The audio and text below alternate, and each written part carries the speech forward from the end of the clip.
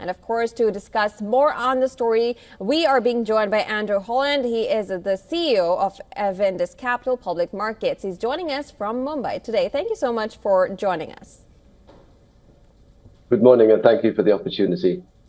Now, let me begin by asking you, stronger than expected jobs reports suggest the Federal Reserve may pause rate cuts or even maintain current rates longer than expected.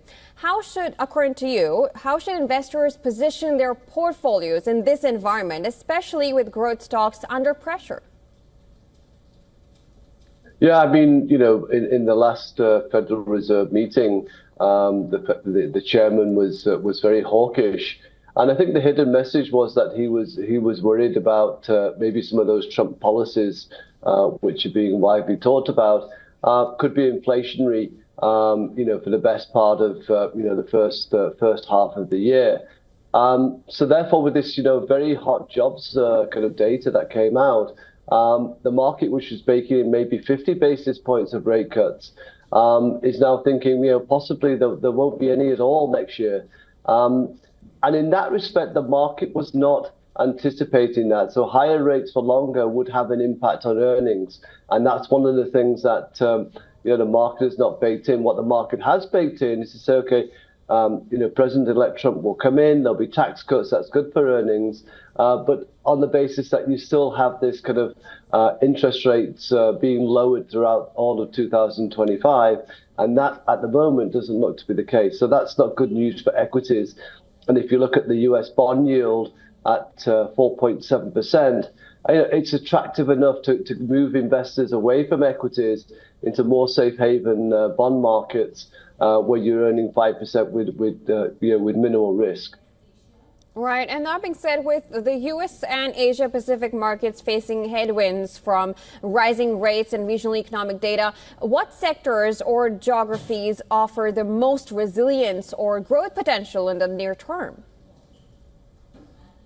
See, I think, I can give you some countries which would benefit, but I think until we see President-elect Trump actually come into office or take over the administration, and what some of those policies might be, it's going to be tough to say, this country will do well. I mean, you could look at safe havens and say, okay, Europe probably won't be as badly hit with tariffs and maybe, China. So relatively, it should be better off. But I'm not sure it's all going to work out that way. So I think, just sitting on your hands, waiting for some of these policy announcements to come through is probably, a kind of good strategy at the moment, to just keeping your cash dry and waiting to see where it's going to fall out. But I mean, sectors which are always going to do well, whether the economy is kind of slowing or not, would be defense sectors, renewable energy, where that there's going to be a future investment in these areas. So that's one the two sectors which I would say will stand out at the moment. But I just want to give you one example, is that it's widely kind of viewed that China tariffs could be as high as 50%, and then what would happen after that. But let's just say the tariffs are more like 20 to 30%, then that would be good for news for emerging markets. And if China was to do a stimulus, then that would obviously kind of have money flows coming towards China, and India would be a beneficiary of that because of weightages in the indices.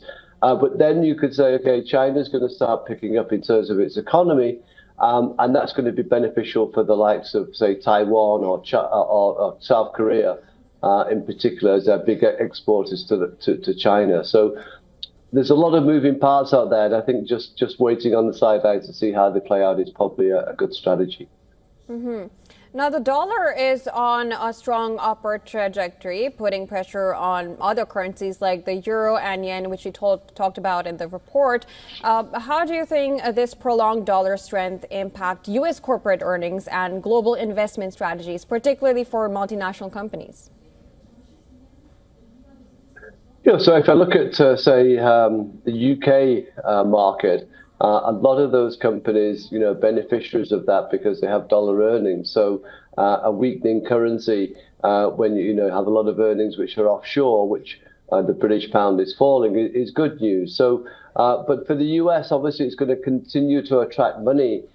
So the growth is going to be seen in the US. So again, it's back to I don't think a strong dollar is going to be good for emerging markets in the very short term, as well as commodities.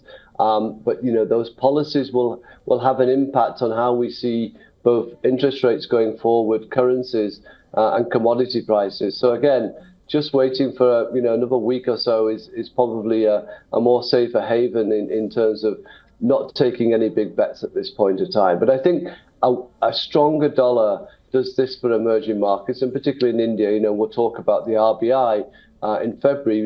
They do have the opportunity to reduce rates. The question is, will they? They should. But if the currency is depreciating, that will accelerate that depreciation. So that's not good. One, for foreign investors coming into India, because they lose on the depreciation of the currency. But two, obviously, you're going to start importing inflation with a weaker currency as well. So all of these factors, I think, central banks across Asia will be thinking about, and probably just holding their interest rate cycles at the moment. So it's not good news. Right.